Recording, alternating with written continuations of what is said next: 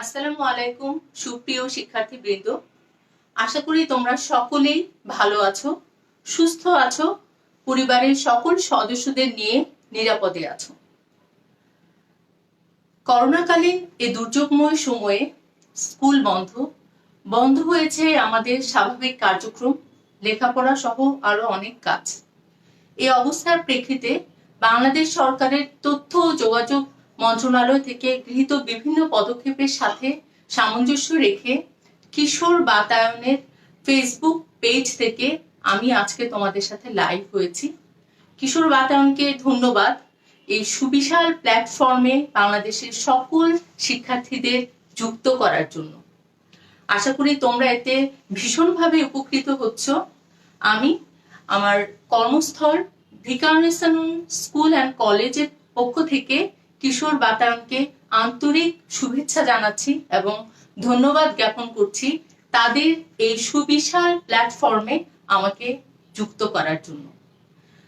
আজকে আমি অনলাইন ক্লাসে চলে যাওয়ার আগে যেটা করতে চাচ্ছি, আমি দেখে নিতে চাই যে আমাকে ঠিক মতো তোমরা শুনতে পাচ্ছ কিনা, আমার কথা আমাকে ঠিক মতো দেখা যাচ্ছে কিনা এবং কারা কারা জয়েন করছো।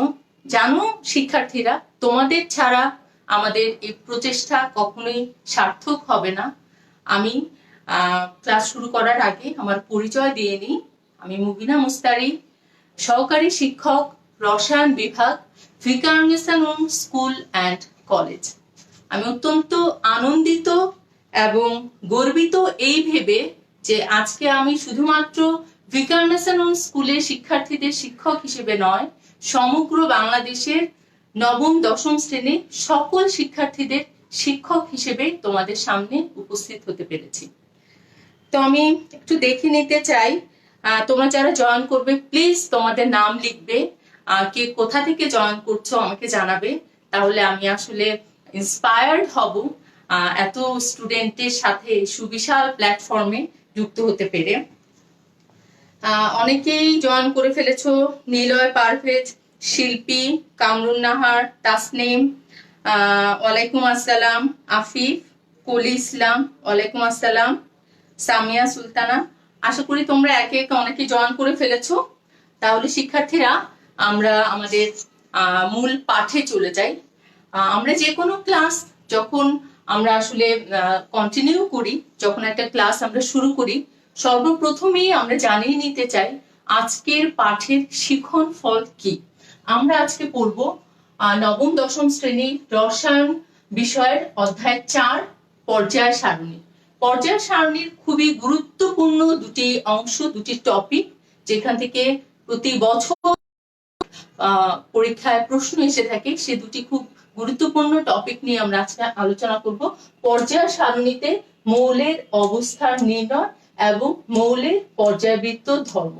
মৌলের পর্যায়বৃত্ত ধর্ম এই অংশে আমরা আলোচনা করব মৌলের ধাতব ধর্ম, অধাতব ধর্ম, পরমাণুর আকার, আয়নীকরণ শক্তি, তড়িৎ ঋণাত্মকতা এবং ইলেকট্রন আসক্তি।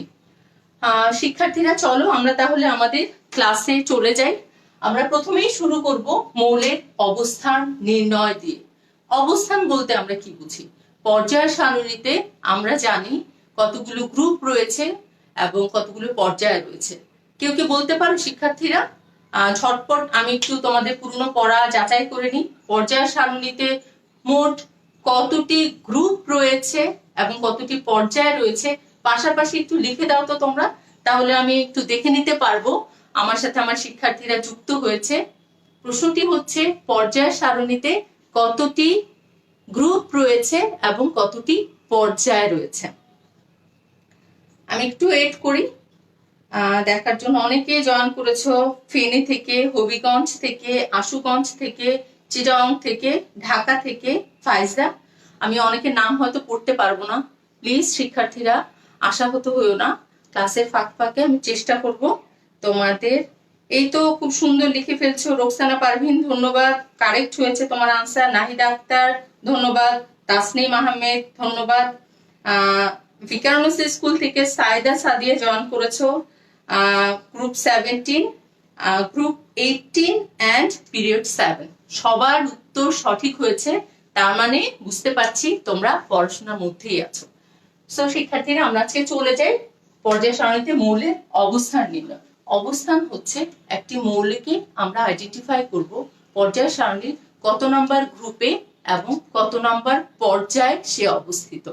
সো আমরা প্রথমেই জেনে নিব কিভাবে আমরা পর্যায় সংখ্যা নির্ণয় করতে পারি, কারণ গ্রুপ সংখ্যাটা আমরা পরবর্তীতে নির্ণয় করব। পর্যায় সংখ্যার জন্য কোনো নিয়ম নেই, শুধুমাত্র একটি নিয়ম আছে কিভাবে আমরা পর্যায় সংখ্যা বের করতে পারি। তো আমরা পর্যায় সংখ্যা নির্ণয় করার জন্য আমরা এখানে লিথিয়াম মৌলকে নিলাম। আমরা জানি লিথিয়ামের পারমাণবিক সংখ্যা 3। তাহলে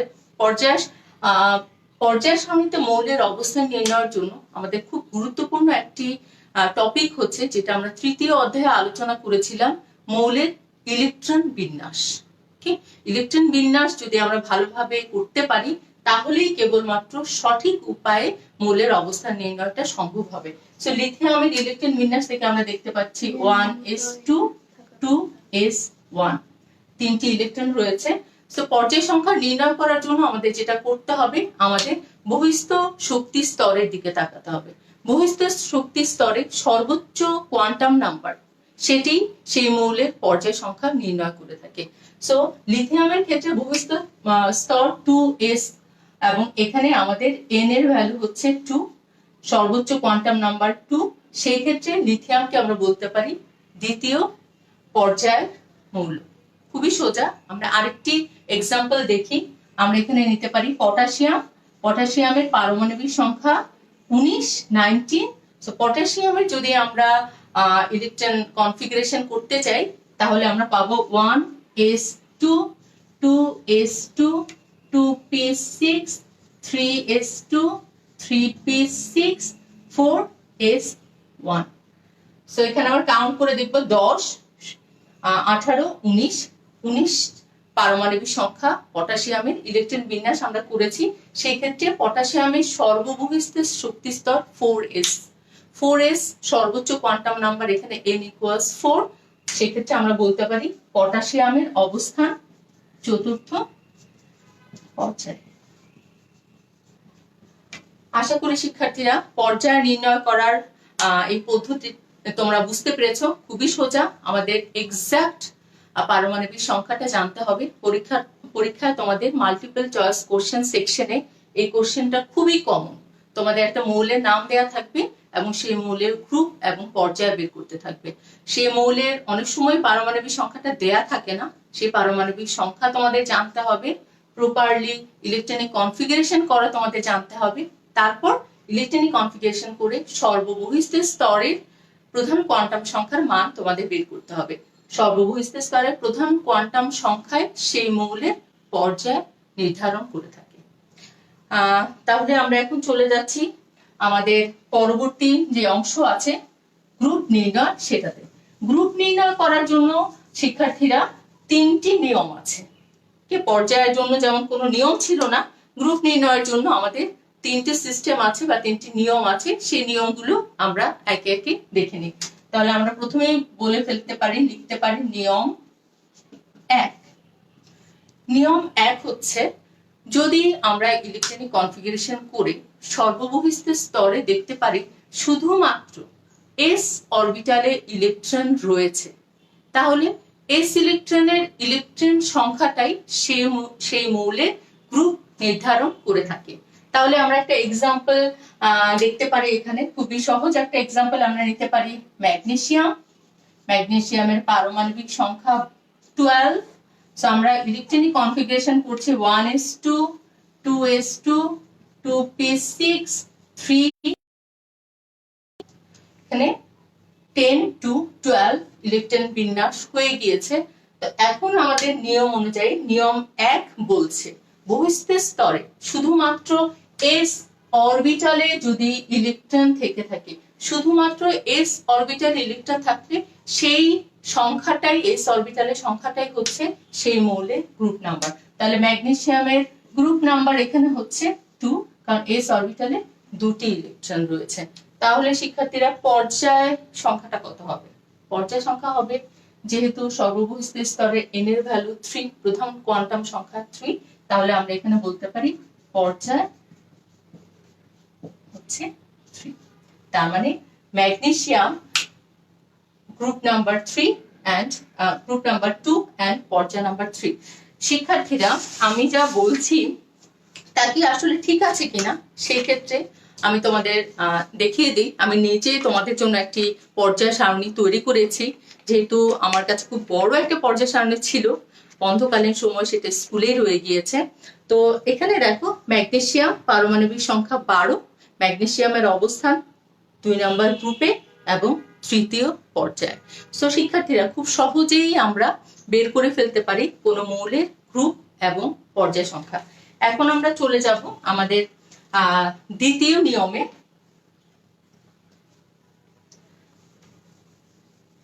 দ্বিতীয় নিয়মের ক্ষেত্রে নিয়ম 2, সেই ক্ষেত্রে আমরা দেখব পর্যায় সারণীতে যখন আমরা অবস্থান নির্ণয় করব, কিছু মৌলের ইলেকট্রন বিন্যাস এমন হয় সর্ববহিস্থ স্তরে s অরবিটালের সাথে সাথে p অরবিটালেও ইলেকট্রন রয়েছে। সেই ক্ষেত্রে s অরবিটালের টোটাল ইলেকট্রন আমরা অ্যাড করব p অরবিটালের টোটাল ইলেকট্রনের সাথে, এর সাথে আমরা অ্যাডিশনাল 10 অ্যাড করব। তার মানে electron of s orbital added with electron with p orbital and এর সাথে আমরা একটা 10 অ্যাড করব। This total number will be the group number of that element. So we can consider for silicon. The atomic number of silicon is 14. So the electronic configuration 1s2, 2s2, 2p6, 3s2, 3p2. তার মানে সর্ববহিস্থ স্তর 3s and 3p। s অরবিটালে electron রয়েছে 2, p অরবিটালে electron রয়েছে 2। এর সাথে নিয়ম অনুযায়ী আমাদের অ্যাড করতে হবে 10। তাহলে আমরা যে টোটাল ভ্যালুটা পাচ্ছি সেটা হচ্ছে 14। তার মানে সিলিকনের গ্রুপ নাম্বার হচ্ছে 14। একই সাথে আমরা পিরিয়ড নাম্বারটা আবার করে ফেলি। সিলিকনের গ্রুপ নাম্বার হচ্ছে 14 and পর্যায় নাম্বার আমরা বলছি পিরিয়ড আর পর্যায়, সেটা হচ্ছে 3। তার মানে সিলিকন তৃতীয় পর্যায়ে অবস্থিত এবং 14 নম্বর গ্রুপে অবস্থিত। তো আমরা আবার একটু দেখে নিব সিলিকন কোথায় আছে। দেখো শিক্ষার্থীরা, সিলিকনের পারমাণবিক সংখ্যা 14, সিলিকন অবস্থিত গ্রুপ নাম্বার 14 এ এবং পর্যায় নাম্বার 3 তে। আশা করছি তোমরা এই নিয়মটি বুঝতে পেরেছো। এই নিয়মটি প্রযোজ্য হচ্ছে শুধুমাত্র বহিঃস্থ স্তরে s এবং p অরবিটাল আছে সেই সকল মৌলের ক্ষেত্রে। এখন আমরা চলে যাব আমাদের তৃতীয় নিয়মে। গ্রুপ নির্ণয় করার 3টি নিয়ম রয়েছে, 1 এবং 2 আমরা করলাম।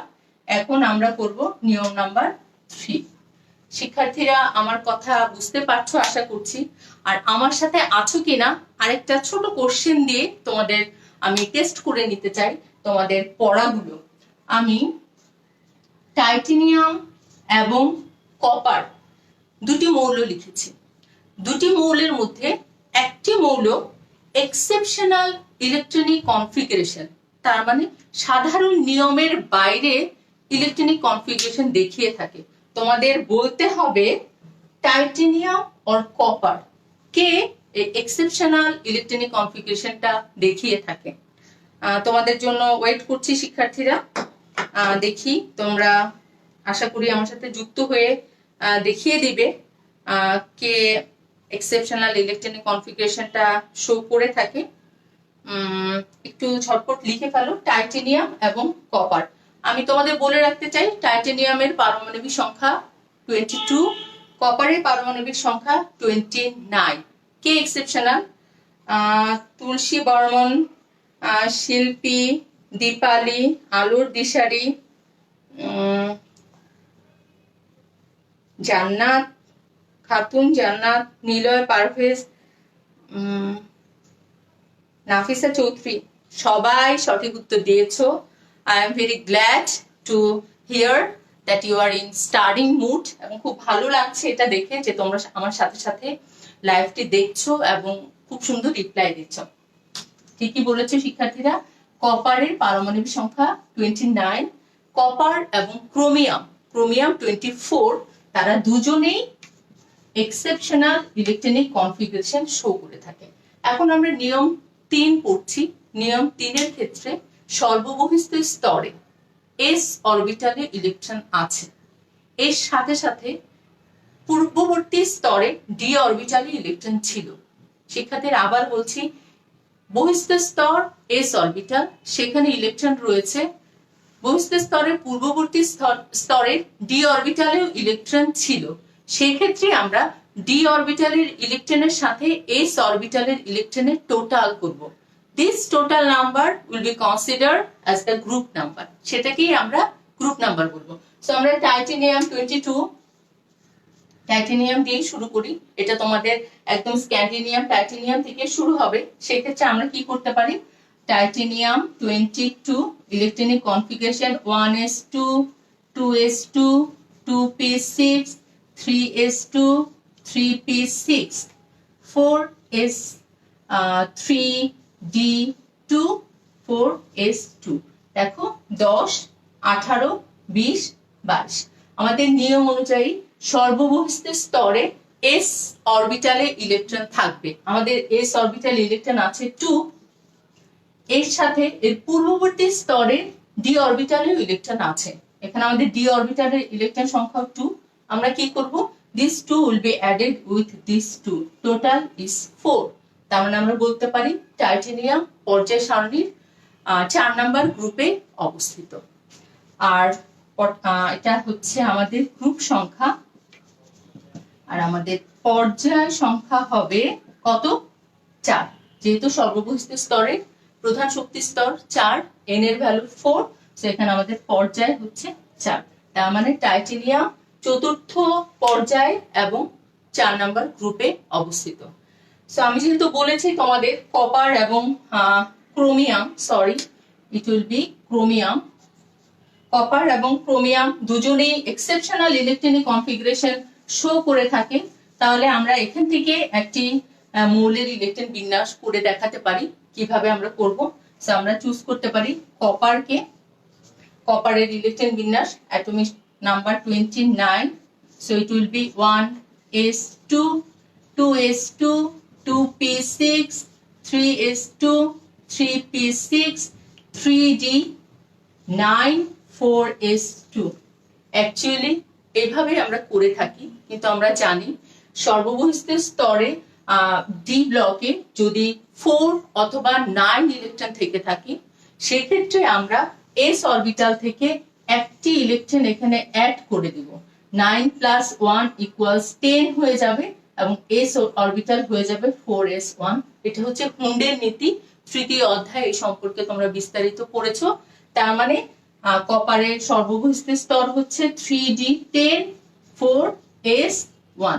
সেক্ষেত্রে তৃতীয় নিয়ম অনুযায়ী গ্রুপ নাম্বার আমরা কিভাবে নির্ধারণ করতে পারি, d অরবিটালের 10 ইলেকট্রনের সাথে s অরবিটালের 1 electron will be added and it will be 11।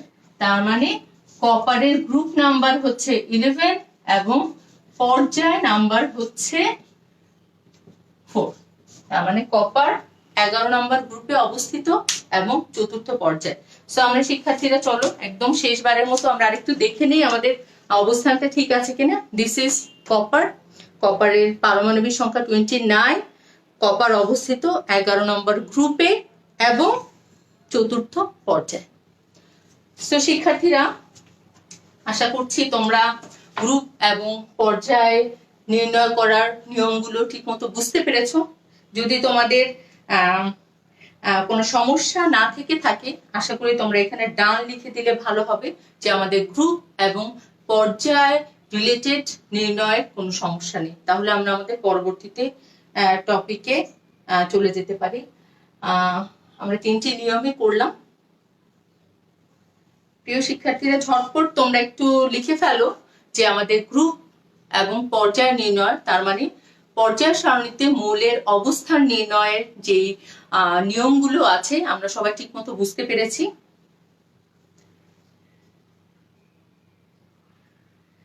Done done done done, okay, thank you. Tulsi Barman, Dipali Majumdar, Sayeda Sadia, Bijoy Das, Mohammad Mission Sarkar, Kafi Ibrahim, Parag Das, সকলকে ধন্যবাদ।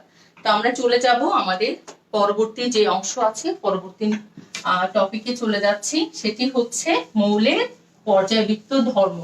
খুবই গুরুত্বপূর্ণ একটি অংশ এই অধ্যায়ের।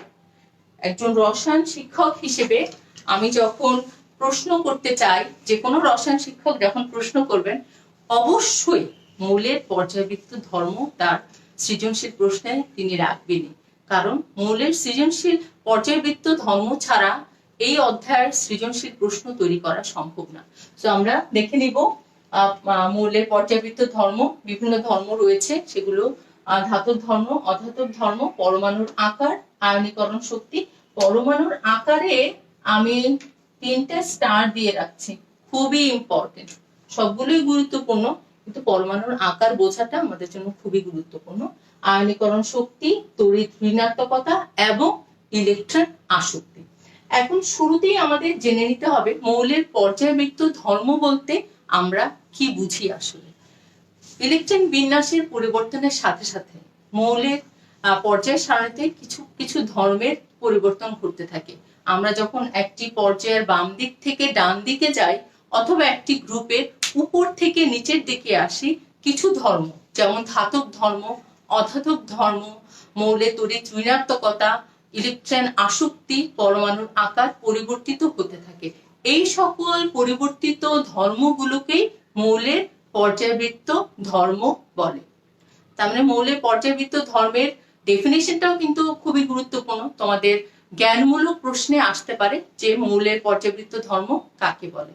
ওকে, তার মানে আমি আবারও বলছি, যে সকল ধর্ম একই পর্যায়ে বাম দিক থেকে ডানে অথবা একই গ্রুপের উপর থেকে নিচে ইলেকট্রন বিন্যাস পরিবর্তনের সাথে সাথে পরিবর্তিত হতে থাকে, সেই ধর্মগুলোকে মৌলের পর্যায়বৃত্ত ধর্ম বলা হয়। তো মৌলের পর্যায়বৃত্ত ধর্মের প্রথমেই যেটি আছে সেটি হচ্ছে ধাতব ধর্ম। পর্যায় সারণীর বৈশিষ্ট্য যখন তোমরা পড়েছো, তখন তোমরা জেনেছো যে প্রতিটি পর্যায় শুরু হয় ধাতু দিয়ে।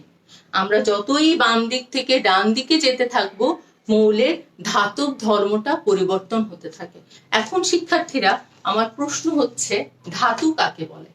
আশা করি সবাই জানো তোমরা ধাতু কাকে বলে, কিন্তু রসায়নের ছাত্র বা রসায়নের শিক্ষক ছাড়া অন্য কাউকে ধাতুর ডেফিনেশন জিজ্ঞেস করলে কি বলবে জানো?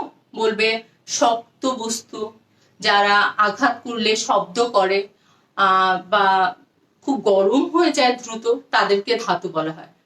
প্রিভিয়াসলি এই ডেফিনেশনটা আসলে চলতো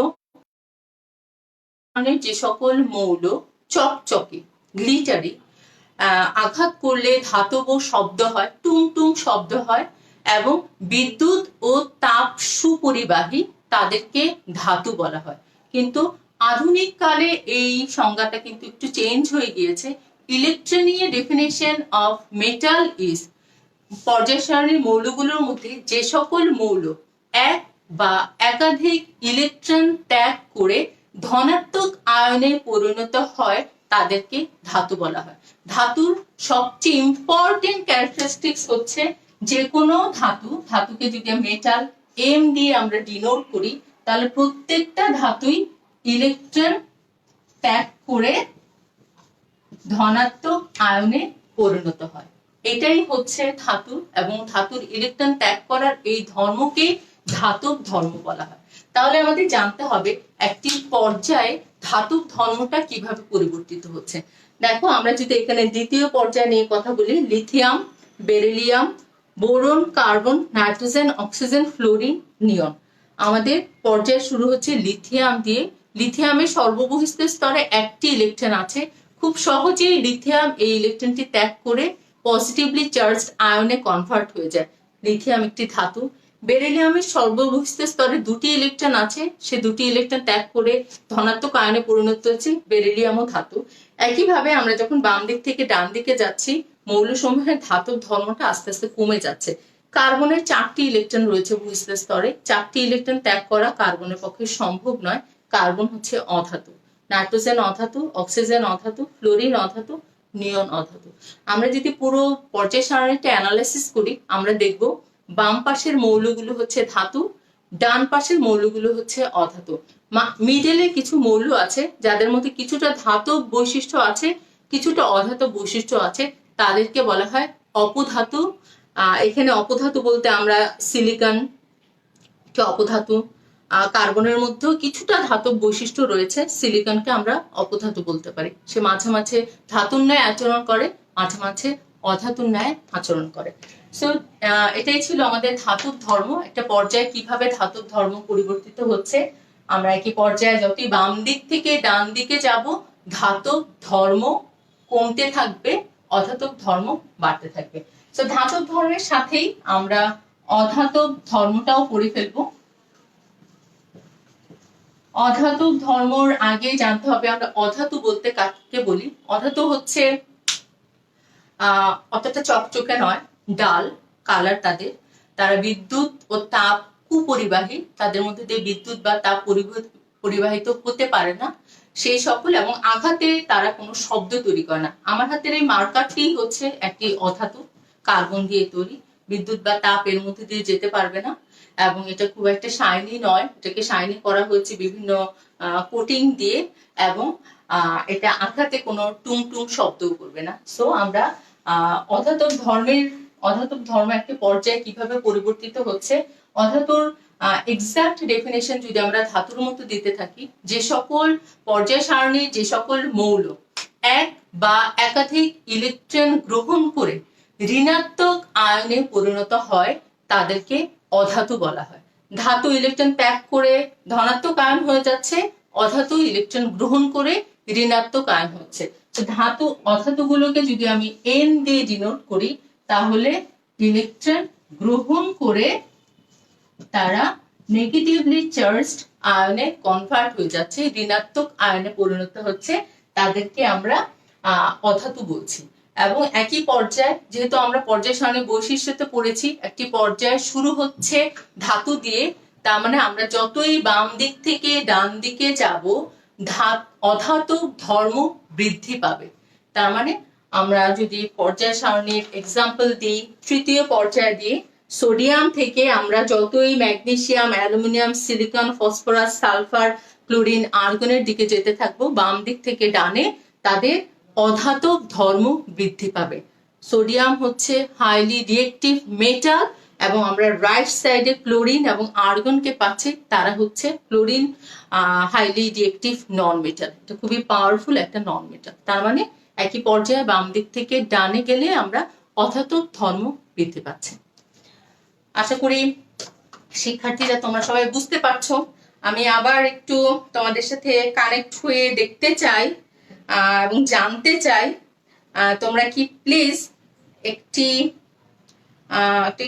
কমন ধাতু এবং একটি কমন অধাতুর নাম লিখতে পারবে? তাহলে আমার জন্য সুবিধা হতো বুঝতে যে তোমরা পড়তে পারছো, তোমরা আমার কথা ঠিক মতো বুঝতে পারছো। আশা করি তোমরা লিখে দিবে। অনেকেই আছো। দিলাফরোজ আপা, আসসালামু আলাইকুম।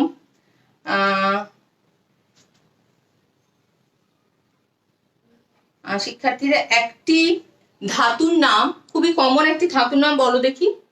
অনেক ধাতুই তো আছে আমাদের চারপাশে। দীপা দেবী লিখেছো sodium and sulphur, very good. Sodium ধাতু, সালফার অধাতু। অনেকেই লিখেছো ধাতু এবং অধাতু। অরাম এন্ড ফ্লোরিন, খুবই ধন্যবাদ। সবাই বুঝতে পেরেছো সোডিয়াম এন্ড ফ্লোরিন। তুলসী বর্মন, ওকে, সবাইকে ধন্যবাদ। আমরা আমাদের পরবর্তী যে important, one of the most important topic of this chapter, সেটাতে আমরা চলে যাব মৌলের পর্যায়বৃত্ত ধর্ম। সেটা নিয়েই আমরা খুব বেশি আলোচনা করব, কারণ মৌলের পর্যায়বৃত্ত ধর্মের মধ্যে পরমাণুর আকার, একটি পর্যায়ে কিভাবে বাম দিক থেকে ডানে পরমাণুর আকার পরিবর্তন হচ্ছে এবং একটি গ্রুপে উপর থেকে নিচে মৌলের আকার পরিবর্তন হচ্ছে, সেটা আমরা এখন বুঝে নিব। সেটা বোঝার আগে প্রিয় শিক্ষার্থীরা, আমি তোমাদের জন্য তৈরি করে রেখেছি তৃতীয় পর্যায়ের মৌলসমূহকে নিয়ে আমরা একটি চার্ট তৈরি করেছি আমি তোমাদের দেখানোর জন্য যে তৃতীয় পর্যায়ের মৌলসমূহের মধ্যে কিভাবে তাদের পারমাণবিক আকার পরিবর্তন হচ্ছে।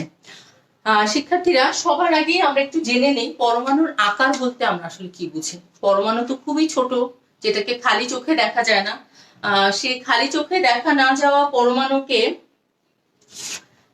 পরমাণুর যে আকার রয়েছে সেটা বোঝার জন্য আমরা একটু দেখি। ধরে নিলাম এটা হচ্ছে আমাদের নিউক্লিয়াস এবং এটা হচ্ছে সর্ববহিস্থ স্তর। নিউক্লিয়াসের কেন্দ্র থেকে সর্ববহিস্থ স্তরের মধ্যবর্তী দূরত্বকেই আসলে পারমাণবিক ব্যাসার্ধ বা একটা পরমাণুর আকার বলা হয়ে থাকে। পরমাণুর আকার তো খুব বড় কিছু হবে না, মিটার বা সেন্টিমিটার হবে না। পরমাণুর আকারকে যে ইউনিট দিয়ে এক্সপ্রেস করা হয় সেটাকে বলা হয় অ্যাংস্ট্রম। এটা তোমাদের জন্য একদমই নতুন একটা ইউনিট, তোমাদের বইতেও নেই, কিন্তু আমার ভালো লাগলো তোমাদের সাথে শেয়ার করতে। তোমরাও জানলে যে পরমাণুর আকারকে কোন ইউনিট দিয়ে এক্সপ্রেস করা হয়। এবং আমরা যদি লিখি 1 অ্যাংস্ট্রম ইকুয়ালস 10⁻⁻8 সেন্টিমিটার, তার মানে 1 সেন্টিমিটারকে 10 এর পর 8 জিরো আছে এমন একটা ডিজিট দিয়ে ডিভাইড করলে আমরা যে অতি ক্ষুদ্র একটি মান পাবো সেটাকে বলা হচ্ছে 1 অ্যাংস্ট্রম।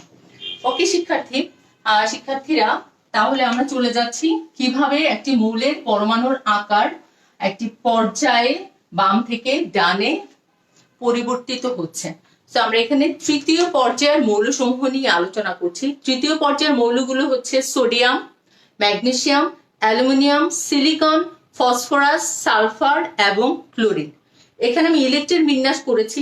দেখো, সোডিয়ামের সর্ববহিস্থ স্তরে একটি ইলেকট্রন রয়েছে, ম্যাগনেসিয়ামের 2টি, অ্যালুমিনিয়ামের 3টি, সিলিকনের 4টি, ক্লোরিনের রয়েছে এরকম ভাবে 7টি ইলেকট্রন। এখন পরমাণুর আকারের সাথে ইলেকট্রন কনফিগারেশনের খুবই ইম্পর্টেন্ট একটা সাদৃশ্য রয়েছে। একটি পর্যায়ের বাম দিক থেকে যতই আমরা ডান দিকে যাচ্ছি, কি হচ্ছে, নতুন কোনো ইলেকট্রনিক শেল এখানে যুক্ত হচ্ছে না, কিন্তু বহিস্থ স্তরে একটি করে ইলেকট্রন যুক্ত হচ্ছে। বহিস্থ স্তরে যখন একটি করে ইলেকট্রন যুক্ত হচ্ছে তখন নিউক্লিয়াসে একটি পজিটিভলি চার্জ প্রোটনের সংখ্যাও বেড়ে যাচ্ছে। নিউক্লিয়াসের পজিটিভলি চার্জ প্রোটন বহিস্থ স্তরে সেই ইলেকট্রনগুলোকে আরো শক্তিশালী ভাবে আকর্ষণ করছে। এই আকর্ষণের ফলে পরমাণুর বহিস্থ স্তরটি নিউক্লিয়াসের কাছাকাছি চলে আসছে, এর ফলে পরমাণুর আকার হ্রাস পাচ্ছে। খুবই ইম্পর্টেন্ট শিক্ষার্থীরা, তোমাদের ইলেকট্রনিক কনফিগারেশন করতে হবে, তারপর বলতে হবে প্রশ্ন উত্তরে যে আমাদের বহিস্থ স্তরে কোনো নতুন স্তর যুক্ত হচ্ছে না, কিন্তু যতই আমরা বাম দিক থেকে ডান দিকে যাচ্ছি সর্ববহিস্থ স্তরে একটি করে ইলেকট্রন যুক্ত হচ্ছে। সেই ইলেকট্রনের সাথে নিউক্লিয়াসের আকর্ষণটা বৃদ্ধি পাচ্ছে। যত বেশি শক্তিতে বহিস্থ স্তরকে নিউক্লিয়াস নিজের দিকে টেনে আনছে, পারমাণবিক ব্যাসার্ধ বা পরমাণুর আকার ততটাই কমে যাচ্ছে। তার মানে একটি পর্যায়ে আমরা যখন বাম দিক থেকে ডান দিকে যাব, পরমাণুর আকার অথবা পারমাণবিক ব্যাসার্ধ কমতে থাকে। এখানে আমি ভ্যালুস গুলো অ্যাড করেছি। পারমাণবিক ব্যাসার্ধ, সোডিয়ামের পারমাণবিক ব্যাসার্ধ 2.23 অ্যাংস্ট্রম, ম্যাগনেসিয়ামের 1.82, aluminium 1.72, silicon 1.42, phosphorus 1.23, sulphur 1.09 and ক্লোরিনের জন্য 0.97। তার মানে আমরা একই পর্যায়ে যতই বাম দিক থেকে ডান দিকে যাচ্ছি পরমাণুর আকার হ্রাস পাচ্ছে। দেখো, আমি একটা আপেক্ষিক পারমাণবিক আকার দেখানোর চেষ্টা করেছি। This is not real, just তোমাদের বোঝানোর জন্য। তোমাদের বইতেও দেওয়া আছে সবচেয়ে বড় সাইজ হচ্ছে সোডিয়াম আর সবচেয়ে ছোট হচ্ছে ক্লোরিন। তার মানে আমরা যতই বাম দিক থেকে ডান দিকে যাচ্ছি পরমাণুর আকার হ্রাস পাচ্ছে। প্রিয় শিক্ষার্থীরা, খুবই গুরুত্বপূর্ণ একটি অংশ। আমি তোমাদের বারবার বলছি, পরমাণুর আকার পরিবর্তনের কোশ্চেন অবশ্যই তোমাদের পড়তে হবে, শিখতে হবে। তোমাদের ক্রিয়েটিভ কোশ্চেনের জন্য এটা খুবই ইম্পর্টেন্ট। 3 বা 4 মার্কসের জন্য পরমাণুর আকার পরিবর্তনের কোনো প্রশ্ন যদি তোমাদের এসে থাকে, সর্বপ্রথমেই তোমাদের পারমাণবিক আকার বা ব্যাসার্ধের সংজ্ঞা দিতে হবে। তারপরে যে গিভেন মৌলগুলো আছে যার উপর বেস করে তুমি আনসার করছো তাদের ইলেকট্রন বিন্যাস করে দেখাতে হবে। ইলেকট্রন বিন্যাস করে দেখে দেখবে যে সর্ববহিঃস্থ স্তরে নতুন স্তর যুক্ত হচ্ছে কি হচ্ছে না। পরমাণুর সর্ববহিঃস্থ স্তরের সাথে নিউক্লিয়াসের আকর্ষণ, এটাই হচ্ছে পরমাণুর আকার পরিবর্তনের সবচেয়ে ইম্পর্টেন্ট ক্লু। এভাবেই তোমাদের প্রশ্নের আনসারটা করতে হবে। সো আমরা তৃতীয় পর্যায়ের মৌলসমূহ দিয়ে তোমাদের এক্সপ্লেন করে দেখালাম। এখন আমরা দেখব হচ্ছে একটি গ্রুপে পরমাণুর আকার কিভাবে পরিবর্তিত হচ্ছে। এটাও খুবই ইম্পর্টেন্ট, খুবই ইজি, যেহেতু তোমরা পর্যায়টা পড়েছো। গ্রুপ 1 এর মৌলসমূহকে আমি এখানে দেখানোর চেষ্টা করেছি। Lithium, sodium, potassium, rubidium and caesium. Electron বিন্যাসে দেখো লিথিয়ামের মাত্র দুটি স্তর রয়েছে 2-1। সোডিয়ামের আমি শুধুমাত্র বহিঃস্থ স্তরে ইলেকট্রন দিয়েছি, তোমরা জানো ভেতরের স্তরগুলোতে ইলেকট্রন হবে। Sodium 281, potassium 2881, rubidium 281881। আমরা যখন উপর থেকে নিচের দিকে যাচ্ছি শিক্ষার্থীরা কি দেখতে পাচ্ছি বলতো? প্রতি ক্ষেত্রেই একটি করে নতুন স্তর যুক্ত হচ্ছে। নতুন স্তর যুক্ত হওয়ার মানে হচ্ছে বহিঃস্থ স্তরে একটি ইলেকট্রনই রয়েছে, কিন্তু মাঝখানে আরেকটি নতুন স্তর যুক্ত হওয়াতে নিউক্লিয়াস থেকে বহিঃস্থ স্তরটা অনেকটাই দূরে সরে যাচ্ছে। দূরে সরে যাওয়ার জন্য নিউক্লিয়াসের প্রোটন বহিঃস্থ স্তরের ইলেকট্রন গুলোকে ততটা শক্তি দিয়ে অ্যাট্রাক্ট করতে পারছে না। সেই জন্য কি হচ্ছে, পরমাণুর আকারটা বেড়ে যাচ্ছে। Just opposite of the changes in the period. পিরিয়ডে যা হচ্ছে তার অপোজিট ঘটনাটা ঘটছে গ্রুপের ক্ষেত্রে। একটি করে নতুন স্তর যুক্ত হচ্ছে। নতুন স্তর যুক্ত হওয়ার জন্য বহিঃস্থ স্তর নিউক্লিয়াস থেকে অনেকটাই দূরে সরে যাচ্ছে এবং তাদের মধ্যে আকর্ষণ কমে যাচ্ছে। যত কম আকর্ষণ পারমাণবিক আকার তত বেশি। সেক্ষেত্রে পারমাণবিক ব্যাসার্ধে আমি লিখেছি 2.05 lithium, 2.23 angstrom sodium, 2.77 potassium, 2.98 rubidium, 3.34 caesium. এবং আপেক্ষিক পারমাণবিক আকার দেখিয়েছি ছোট থেকে যতই আমরা নিচের দিকে যাচ্ছি একটা গ্রুপে পারমাণবিক আকার বেড়ে যাচ্ছে। শিক্ষার্থীরা তোমরা বলতে পারো বইতে তো পারমাণবিক ব্যাসার্ধের অ্যাংস্ট্রম ভ্যালুগুলো দেয়া নেই, মিস আমরা কি এটা পড়বো? আসলে সবকিছুই পরীক্ষাতে যে লিখতে হবে তা না, কিছু জিনিস তো জানতেও হয়। এই যে বারবার বলে যাচ্ছি পরমাণুর আকার চেঞ্জ হচ্ছে, পরিবর্তন হচ্ছে, বেড়ে যাচ্ছে বা কমে যাচ্ছে, আমি তোমাদের ট্রাই করলাম সেই আকারগুলোকে আরো ডিটেলস দেখানোর জন্য। If you can memorise it properly, exactly যদি তোমার পরীক্ষাতে লিখতে পারো ইটস বেটার। আর যদি ভুলে যাও বা একটু কনফিউশন থাকে তাহলে তোমরা লিখবে না, কিন্তু জানতে তো কোনো দোষ নেই। সবকিছুই যে পরীক্ষাতে লিখতে হবে তা না, জানার জন্য আমাদের অনেক সময় এক্সট্রা অনেক কিছু করতে হয়। তো শিক্ষার্থীরা যেহেতু এটা খুব গুরুত্বপূর্ণ একটি টপিক, আমি একটু দেখে নিতে চাই যে আমার সাথে যুক্ত যারা আছো তারা কি সবাই বুঝতে পারছো কিনা। আরেকটা কথা কিন্তু আমি বলতে ভুলে গিয়েছিলাম, তোমরা কিন্তু তোমাদের বন্ধুদের জানিয়ে দিয়েছো আশা করি। অনেক শেষই হয়ে যাচ্ছে, অনেক শেষ মুহূর্তে এসে বলছি, তোমরা তোমাদের বন্ধুদের জানিয়ে দাও লাইভটা সম্পর্কে। এখন আমরা তাহলে একটু please dear students mention that you have understood this topic or not. টপিকটা ভালোভাবে বুঝতে পেরেছো কিনা, তাহলে আমরা নেক্সট টপিকে খুব দ্রুত চলে যেতে পারবো। প্লিজ একটু লিখো সবাই। আচ্ছা ঠিক আছে, আমরা তাহলে আমাদের যে পরবর্তী যেই অংশটা রয়েছে সেখানে চলে যাই। আমরা ধাতব ধর্ম করে ফেললাম, অধাতব ধর্ম এবং পরমাণুর আকার। এরপর যেটা জানতে হবে সেটা হচ্ছে আয়নীকরণ শক্তি। এখানেও আমাদের প্রথমেই যেটা জানতে হবে আয়নীকরণ শক্তির ডেফিনেশন দিতে হবে। আয়নীকরণ শক্তির ডেফিনেশন খুব সুন্দরভাবে তোমাদের বইতে দেওয়া আছে, তারপরেও আমি বলছি আয়নীকরণ শক্তি হচ্ছে কোনো গ্যাসীয় পদার্থের 1 মোল পরমাণু থেকে, যে কোনো মৌলের গ্যাসীয় অবস্থায় 1 মোল পরমাণু থেকে 1 মোল ইলেকট্রন অপসারণ করে 1 মোল ধনাত্মক আয়ন তৈরি করার জন্য যে পরিমাণ শক্তির প্রয়োজন হয় সেই পরিমাণ শক্তিকে ওই মৌলের আয়নীকরণ শক্তি বলে। এটা হচ্ছে সোডিয়াম। আমরা এখানে 1 মোল সোডিয়াম নিয়েছি গ্যাসীয় অবস্থায়, সেখান থেকে 1 মোল ইলেকট্রন অপসারণ করে আমরা এখানে 1 মোল সোডিয়াম আয়ন তৈরি করতে চাচ্ছি। এই সোডিয়াম আয়ন তৈরি করার জন্য যে পরিমাণ শক্তি প্রয়োজন, সেই পরিমাণ শক্তিকে সোডিয়ামের আয়নীকরণ শক্তি বলা হচ্ছে। আর আমরা জানি রসায়নে তাপ পরিবর্তন বা শক্তির পরিবর্তনকে ডিনোট করা হয় ডেল্টা এইচ দিয়ে। সোডিয়ামের ক্ষেত্রে এই ভ্যালুটা হচ্ছে 494 কিলো জুল পার মোল।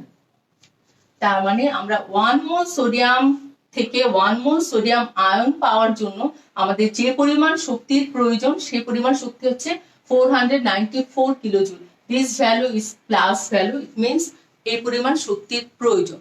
অবশ্যই আয়নীকরণ শক্তি একটি পর্যায় ভিত্তিক ধর্ম। একটি পর্যায়ে আমরা যতই বাম দিক থেকে ডান দিকে যাব, আয়নীকরণ শক্তির মান বাড়তে থাকবে। শিক্ষার্থীরা, আয়নীকরণ শক্তি রিলেটেড প্রশ্ন যখন তোমাদের কোশ্চেন পেপারে আসবে, তোমরা সবার প্রথমে কি করবে? আয়নীকরণ শক্তির সংজ্ঞা দিবে, ডেফিনেশন, যেটা তোমাদের বইতে দেয়া আছে। তারপর যে মৌলগুলোর সাথে আয়নীকরণ শক্তির কম্পেয়ার করতে হবে, তাদের ইলেকট্রন বিন্যাস করে দেখাতে হবে। একইভাবে এখানেও আমাদের পরমাণুর আকার আনতে হবে। একই পর্যায়ে যত আমরা বাম দিক থেকে ডান দিকে যাচ্ছি, পরমাণুর আকার কমে যায়। পরমাণুর আকার বা পারমাণবিক ব্যাসার্ধ কমে যাওয়ার মানে হচ্ছে বহিঃস্থ স্তরের ইলেকট্রনগুলো নিউক্লিয়াস দিয়ে খুব স্ট্রংলি অ্যাট্রাক্টেড অবস্থায় আছে। এই অবস্থায় আমরা যদি কোনো একটা ইলেকট্রনকে অপসারণ করতে চাই, অবশ্যই সেটা খুবই কঠিন হবে। আমি খুব শক্তি দিয়ে একটি জিনিসকে আটকে আমার নিজের কাছে রেখে দিয়েছি, কেউ যদি আমার কাছ থেকে সেটা ছিনিয়ে নিতে চায়, অবশ্যই তাকে আমার থেকে বেশি পরিমাণ শক্তি অ্যাপ্লাই করতে হবে। একই পর্যায়ে সেই ঘটনাটি ঘটছে। বাম দিক থেকে ডানে গেলে পরমাণুর আকার হ্রাস পাচ্ছে এবং শক্তিটা বৃদ্ধি পাচ্ছে। Attraction is increases, that's why পারমাণবিক আয়নীকরণ শক্তির পরিমাণটাও বেশি মনে হচ্ছে।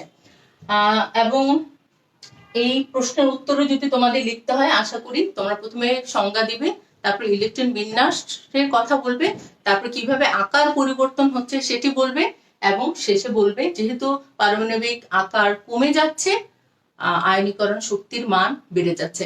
একই গ্রুপে, এটা জাস্ট অপোজিট ঘটনা ঘটছে, একই গ্রুপে যতই আমরা উপর থেকে নিচে যাচ্ছি, পরমাণুর আকার বেড়ে যাচ্ছে। তার মানে নিউক্লিয়াসের সাথে বহিঃস্থ স্তরের ইলেকট্রনের আকর্ষণটা কমে যাচ্ছে, খুব দ্রুত সেখান থেকে ইলেকট্রন অপসারণটা সম্ভব হচ্ছে। তার মানে একই পর্যায়ে আমরা যতই যাচ্ছি বাম দিক থেকে ডান দিকে, আয়নীকরণ শক্তির মান বেড়ে যাচ্ছে, এবং একই গ্রুপে আমরা যখন উপর থেকে নিচে যাচ্ছি, আয়নীকরণ শক্তির মান কমে যাচ্ছে। ওকে শিক্ষার্থী, আমরা আয়নীকরণ শক্তি পড়ে ফেললাম। এরপর রয়েছে তড়িৎ ঋণাত্মকতা। তড়িৎ ঋণাত্মকতা হচ্ছে, এখানেও আমাদের ডেফিনেশন দিতে হবে। প্রত্যেক ক্ষেত্রেই কিন্তু সংজ্ঞাটা খুবই ইম্পর্টেন্ট। এই প্রশ্ন উত্তর বা তোমাদের জ্ঞানমূলক প্রশ্নের ক্ষেত্রেও আসতে পারে। কাকে বলে? তড়িৎ ঋণাত্মকতা হচ্ছে সমযোজী বন্ধন গঠনকালীন সময় দুটি মৌল সমপরিমাণ ইলেকট্রন শেয়ার করে সমযোজী বন্ধনে আবদ্ধ হয়। কিন্তু মাঝে মাঝে দেখা যায় এই দুটো মৌল একই পরিমাণ ইলেকট্রন শেয়ার করার পরেও কোনো একটি মৌল সেই শেয়ারকৃত ইলেকট্রনগুলোকে নিজের দিকে বেশি পরিমাণ টেনে নেওয়ার একটি প্রবণতা দেখায়। এই যে টেনে নেওয়ার প্রবণতা, একেই তড়িৎ ঋণাত্মকতা বলে।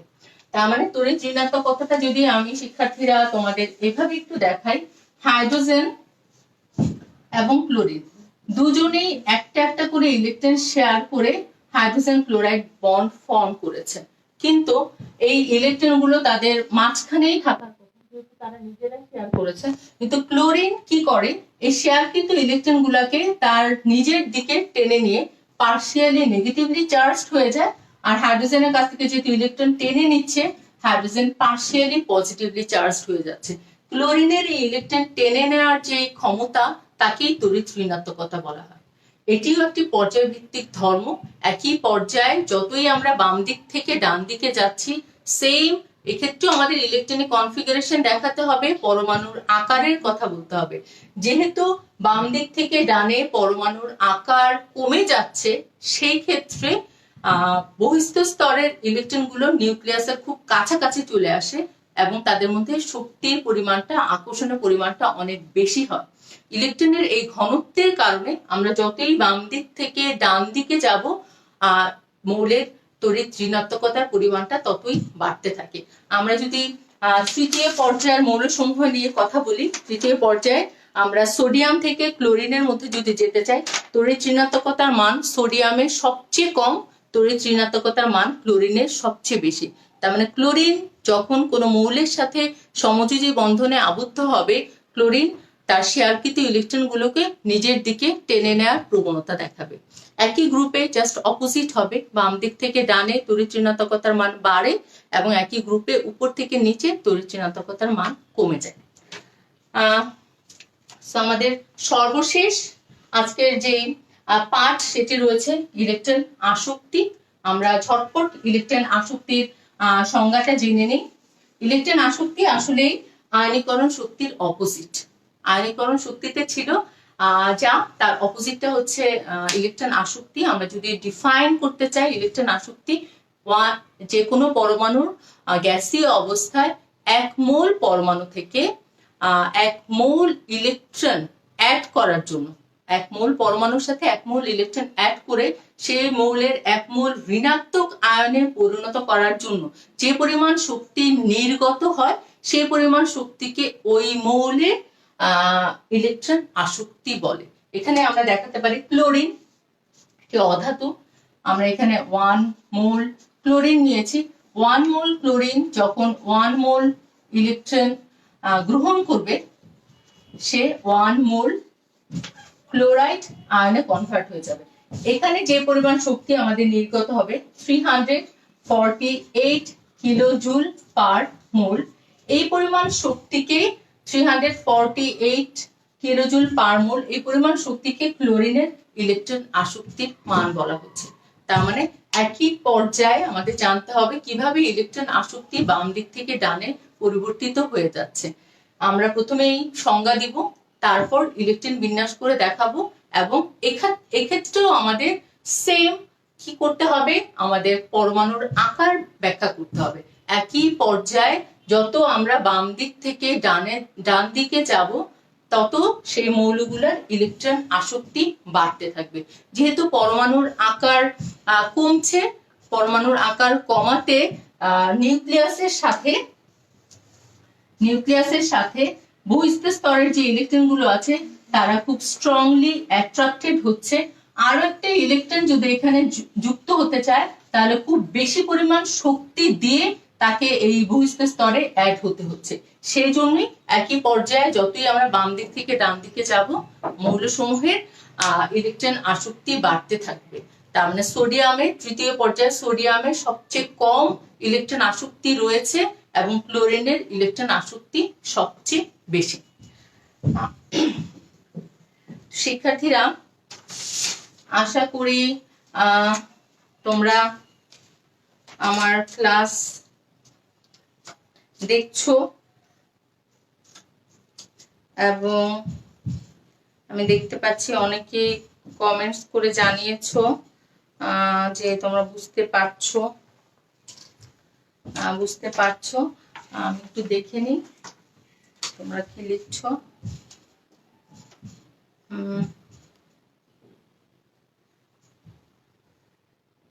প্লিজ তোমরা একটু জানাবে যে তোমরা আমার আজকে যে পর্যায়বৃত্ত ধর্মগুলো পড়লাম, সেই একজন স্টুডেন্ট জানতে চেয়েছো, মাসুদ, মৌল কি? আসলে মৌল সম্পর্কে তোমাদের পঞ্চম অধ্যায় খুবই ডিটেলস ডিসকাস করা হবে। তারপরে যেহেতু কয়েকজন জানতে চেয়েছো মৌল কাকে বলে, এটা আমি জাস্ট একটু সংক্ষেপে তোমাদের বলে নিচ্ছি। আমরা জানি কার্বনের পারমাণবিক ভর 12। পারমাণবিক ভর বা আণবিক ভরের কোনো একক নেই, এটাও তোমরা জানো। কিন্তু যখন আমরা পারমাণবিক ভর বা আণবিক ভরকে গ্রাম ইউনিটে এক্সপ্রেস করব, তখন সেই গ্রাম ইউনিটে এক্সপ্রেসড অ্যামাউন্টটাকে ওই মৌলের মোল বলা হচ্ছে। তার মানে 12 গ্রাম কার্বনকে আমরা বলতে পারছি 1 মোল কার্বন। একইভাবে এটা হচ্ছে ওয়াটারের মলিকুলার ম্যাস হচ্ছে 18, পারমাণবিক আণবিক ভর 2 + 16 = 18। আণবিক ভরের কোনো একক থাকে না, কিন্তু যখন আমরা 18কে গ্রাম ইউনিটে কনভার্ট করব, তখন 18 গ্রাম ওয়াটারকে আমরা বলবো 1 মোল ওয়াটার। তার মানে আণবিক ভর বা পারমাণবিক ভরকে গ্রাম ইউনিটে প্রকাশ করলে যে পরিমাণ প্রকাশ করলে যে সংখ্যাটা পাওয়া যায় তাকে আমরা 1 মোল বলি। ওকে শিক্ষার্থীরা, আমরা আমাদের ক্লাসের একদম শেষ পর্যায়ে চলে এসেছি। তোমাদের জন্য আমি একটি বাড়ির কাজ তৈরি করেছি। আজকে আমরা যে টপিকগুলো পড়েছি ঠিক তার উপর বেস করে তোমরা আশা করি করবে, যেহেতু খুবই ইম্পর্টেন্ট কিছু টপিকই আমরা আজকে সিলেক্ট করেছি এই চ্যাপ্টার থেকে, এবং ক্রিয়েটিভ কোশ্চেন এখান থেকেই আসবে। শুধুমাত্র এই টপিকগুলোর উপরেই কোশ্চেনটা তৈরি করা। প্রথম group aluminium, silicon, magnesium, sodium. দ্বিতীয় group phosphorus, chlorine, sulphur, silicon. এগুলো কিন্তু পর্যায় সারণীর গ্রুপ না, আমি মৌলগুলোকে নিয়ে গ্রুপ তৈরি করেছি। প্রথম প্রশ্নটা হচ্ছে পর্যায়বৃত্ত ধর্ম কাকে বলে। দ্বিতীয় প্রশ্ন, পর্যায় সারণীতে কপার এর অবস্থান নির্ণয় করো। গ নম্বর প্রশ্নটা হচ্ছে প্রথম গ্রুপের মৌলসমূহের পারমাণবিক ব্যাসার্ধের ক্রম ব্যাখ্যা করো। আর ঘ নম্বর প্রশ্নটা হচ্ছে দ্বিতীয় গ্রুপের মৌলসমূহের মধ্যে কোন মৌলের তড়িৎ ঋণাত্মকতা সবচেয়ে বেশি, পরমাণুর আকারের সাহায্যে ব্যাখ্যা করো। আশা করি শিক্ষার্থীরা তোমরা কোশ্চেনটা দেখতে পাচ্ছ। আমি আরেকটু ধরে রাখি যাতে আরেকটু ক্লিয়ার তোমরা দেখতে পারো, সেটার জন্য আশা করি তোমরা দেখে নিতে পারবে এবং উত্তরটি ঝটপট লিখে ফেলবে তোমরা যখন পড়বে। এবং আজকের মতো আমরা আমাদের ক্লাসটি শেষ করতে চাই। প্লিজ লাস্টলি শিক্ষার্থীরা অনেকেই জানাচ্ছ ক্লাস ভালো লাগলো, ধন্যবাদ। মৌল বুঝতে পেরেছো, গ্রাম ইউনিট বুঝতে পেরেছো, গ্রাম ইউনিট ওকে। অনেকেই আছো এখন পর্যন্ত, অনেক শুভেচ্ছা তোমাদের। আর যেহেতু লাইভ ভিডিওটা হয়ে যাচ্ছে, তোমরা কিশোর বাতায়নের ফেসবুক পেজে গিয়ে সার্চ দিয়ে এই ভিডিওটি আবার দেখতে পারবে, এবং তোমাদের যে জায়গাগুলোতে কিছুটা সমস্যা রয়ে গিয়েছিল দ্রুততার জন্য আমি হয়তো বা নেক্সট টপিকে চলে গিয়েছি, তোমরা সেটা আবার দেখে নেবে। তো আশা করি পরবর্তী ক্লাসে পরবর্তী সময় আরো কোনো নতুন অধ্যায়ের কিছু গুরুত্বপূর্ণ অংশ নিয়ে তোমাদের সাথে আমার আবার দেখা হবে। ততদিন পর্যন্ত তোমরা অবশ্যই স্বাস্থ্যবিধি মেনে চলবে, পুষ্টিকর খাবার খাবে, একদমই মন খারাপ করবে না বন্ধুদের সাথে যোগাযোগ হচ্ছে না বলে। আর খুব সুন্দর করে একটি পর্যায় সারণী নিজেরা তৈরি করে ফেলবে কিছু কালারফুল পেপারস দিয়ে, বা তোমাদের হাতের কাছে যা আছে পর্যায় সারণীটা তৈরি করার সময় দেখবে তোমরা অনেক কিছু জেনে যাচ্ছ। ভালো থাকবে, সুস্থ থাকবে, দোয়া করবে সবাই সবার জন্য। আসসালামু আলাইকুম, আল্লাহ হাফেজ।